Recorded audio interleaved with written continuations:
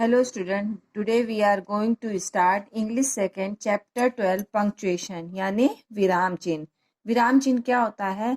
जब हम कोई सेंटेंस लिखते हैं तो उसमें हम जिन चिन्हों का प्रयोग करते हैं उनको हम विराम चिन्ह कहते हैं। जैसे हम कोई सेंटेंस लिख रहे हैं और उसको जब वो मतलब एक सेंटेंस लिखने के बाद उस पर हम फुल स्टॉप या अगर कोई क्वेश्चन कर रहे हैं तो उसमें क्वेश्चन मार्क लगाते हैं। तो जो ये क्वेश्चन मार्क या फुल स्टॉप या कॉमा या इन्वर्टेड कॉमा ये सब यूज करते हैं उसको हम पंक्चुएशन कहते हैं। What is punctuation? अब पंक्चुएशन होता क्या है?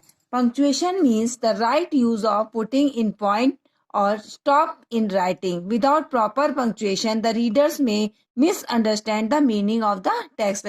मतलब जब हम कोई भी सेंटेंस लिखते हैं और अगर हम उसमें फुल स्टॉप या कॉमा वगैरह नहीं लगाते हैं तो क्या होता है, हम उस जब सेंटेंस को पढ़ते हैं तो हमको उसको कंफ्यूज होता है कि इसका अर्थ क्या हुआ है। इसलिए जो विराम चिन्ह है इसका यूज किया जाता है। Now punctuation marks are used to make sentence clear, concise and different from another part of a longer sentence. कोई भी लंबे सेंटेंस को जब हम उसको क्लियर करने के लिए उसमें कॉमा या फुल स्टॉप का यूज करते हैं तब जो है सेंटेंस हमको क्लियर हो जाता है।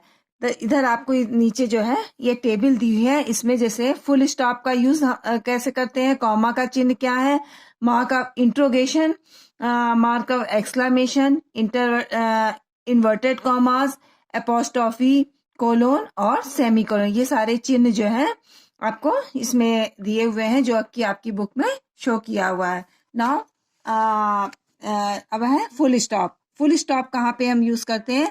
जैसे आप ये सेंटेंस है, mister Shekhar is our principal.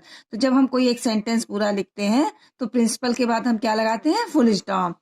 Bring me some tea, it is 7:45 in the morning. तो सारे सेंटेंस के बाद हम क्या करते हैं? फुल स्टॉप है। We use full stop after the end of the sentence. जब हम कोई भी सेंटेंस कंप्लीट करते हैं तो उसके आखिरी में हम क्या करते हैं? फुल स्टॉप का यूज करते हैं। Full stop is also use to separate hours from minutes.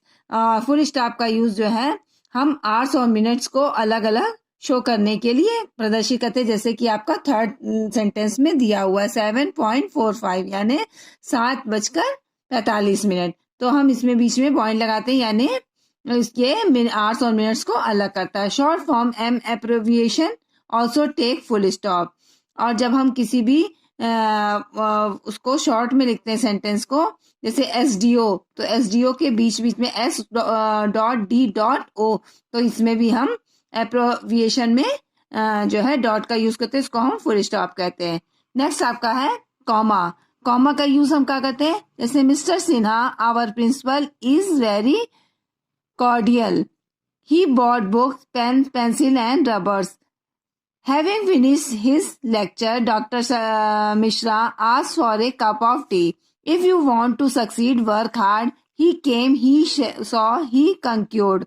Mister Sinha के बाद, जैसे मिस्टर सिन्हा हम किसी को अगर संबोधित कर रहे हैं कि वो कौन है? प्रिंसिपल है और वो कॉरिडोर में है या कॉरिडोर है, तो उसको हम अलग अलग प्रदर्शित करने के लिए हम शॉर्ट करने के लिए उसको कॉमा का यूज करते हैं। या किसी भी कई चीजें जब एक साथ होती हैं तो उसको हम एक साथ ना लिख के उसमें कॉमा लगा लगा के लिखते हैं। यानी जैसे आपका है he bought pen, pencil, rubber, इस तरह के जैसे in the second comma separate things, मतलब अलग अलग थिंग्स को शो करने के लिए। The third sentence shows comma separated particles. Third sentence में कॉमा को मतलब इसके पार्टिसिपल को सेपरेट अलग करने के लिए हम कॉमा का यूज करते हैं। Fourth affair is separated clause, clause को अलग करने के लिए भी हम कॉमा का यूज करते हैं। Now open next page. आपका फिर है मार्क्स ऑफ इंट्रोगेशन। यानी इंट्रोगेशन मतलब कोई भी सेंटेंस जो होता है जो क्वेश्चन किया जाता है जिसमें, उसे हम इंट्रोगेटिव सेंटेंस कहते हैं। जैसे do you enjoy reading grammar? Question mark. How do you do? You want him to see me? Question mark. I am a teacher, aren't I?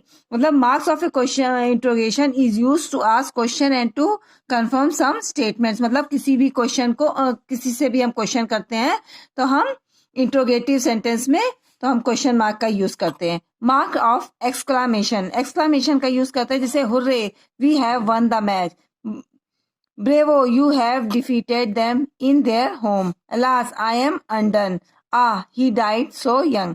Marks of exclamation is use to show sudden emotion of joy, sorrow, anger and surprise etc. जब हमको खुशी होती है या दुख होता है या हम सरप्राइज होते हैं या एंग्री दुखी होते हैं या गुस्से में होते हैं तो हम क्या कहते हैं, हुर्रे कहेंगे या ब्रेव कहेंगे, लास्ट कहेंगे। तो इस तरह का मतलब जब हम अचंभित होते हैं तब हम एक्सक्लामेशन का, जैसे हुर्रे तो उसके बाद हम एक्सक्लामेशन का यूज करते हैं कि मतलब जब हम जैसे मैच जीते तो हम एक्सक्लामेशन का हुर्रे करके एक्सक्लामेशन का यूज करते हैं। फिर है आपका इन्वर्टेड कॉमास। इन्वर्टेड कॉमास का use in this sentence we find that the statements under inverted commas is put the way of the speaker stated. Inverted commas are used to mark of the actual word used by the speaker. मतलब कोई भी speaker जो कि वो बोलने वाला जो कुछ बोलता है उसको हम इन्वर्टेड कॉमास में क्या लिखते हैं। जैसे केट्स ने कहा a thing of beauty is a joy forever, मतलब जो है केट्स के शब्दों को जो है जो शब्द उसने कहे हैं उसको हम inverted commas. Teacher said the earth is round, इस टीचर ने कहा क्या है, अर्थ इज राउंड, अर्थ क्या है, राउंड है, तो उसको हमने जो अर्थ इज राउंड को इन्वर्टेड कॉमास में लिखेंगे। फिर है सेमी कोलोन। सेमी कोलोन क्या होता है, reader makes the full man, speaking a ready man, writing an exact man, wise man learn by the others man, mistake fool by their owns. मतलब किसी भी लंबे सेंटेंस को जब हम शॉर्ट में लिखना होता है तो उसको हम सेमी कोलन का यूज करके उसको शॉर्ट करते हैं। नेक्स्ट है कोलोन। कोलोन का यूज क्या होता है, some famous romantic poets are Wordsworth, Shelley, Keats, marvel and black. मतलब जो है अगर हम जैसे कई सारे पोएट्स का नाम देना है तो आगे जैसे सब पोएट्स लिख के उसके बाद कोलोन का यूज करके फिर जितने भी पोएट्स होते हैं उनके नाम लिखते हैं। Wordsworth says child is the father of man, Wordsworth ने कहा चाइल्ड जो है is the father of man. इसी तरह जो है apostrophe, Miss Taylor teaches quarters, Birkin essay, ma'am's for madam, don'ts, do not. इस तरह के एपोस्ट्रॉफी का यूज, ये इस तरह के सेंटेंस में हम एपोस्ट्रॉफी मतलब टीचर के लिए कहा गया तो या एसेज है तो वहां पे हम एपोस्ट्रॉफी का यूज करते हैं। केट्स ब्यूटीज और केट्स पोएट्री, कोट्स पोएट्री और केट्स पोएट्री, जेम्स सर्ट्स एंड जेम्स सर्ट्स, बॉयज परफॉर्मेंस, स्कॉलर्स यूज। इस तरह के सेंटेंस में हम एपोस्ट्रॉफी का यूज करते हैं।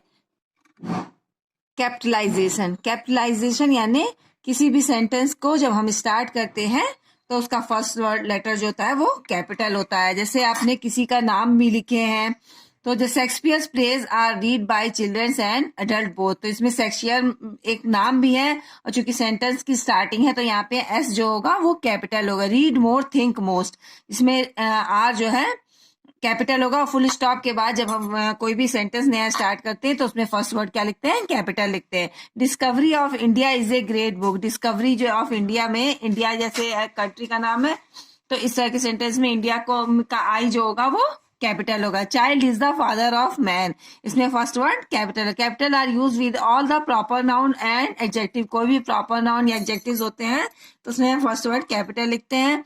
Every new sentence begin with a capital, कोई भी नया सेंटेंस यूज करते हैं तो कैपिटल का यूज करते हैं। The name of books of famous lines of poetry also start with, कैसे कोई भी फेमस बुक हो या पोएट्री की फर्स्ट लाइन हो उसको हम फर्स्ट वर्ड जो है क्या करते हैं